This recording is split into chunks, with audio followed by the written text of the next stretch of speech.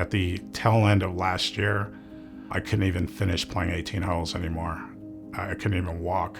I thought it hurt from me going to the golf cart to hit my ball, but when I came in to see Dr. Hall, he said, no, it's all the turning. What you're doing is when you turn your body to hit that ball, you're also turning that hip, and that you're just crunching your bones together just trying to get that ball, and that's why you hurt so bad.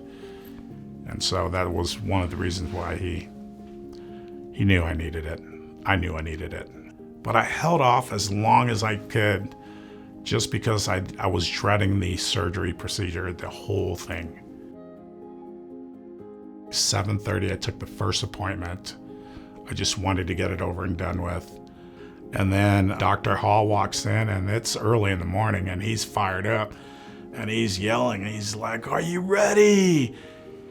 And I looked at him, and I go, "Yeah." He goes, "We're gonna get you playing golf again when all this is done." He's fired up, and I was like, man, get me playing again, get me walking, get me to know how it feels to live without pain again. And which he did. If you're in pain, I know you know someone that's gone through this procedure. And I had friends tell me, don't wait.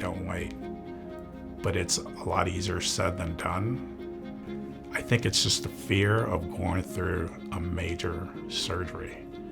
But once I went through it, I'm glad I went through it. And for those that are second guessing or on the borderline of should I or shouldn't I mean, live life till its fullest, and you can't do that unless you get your hip done.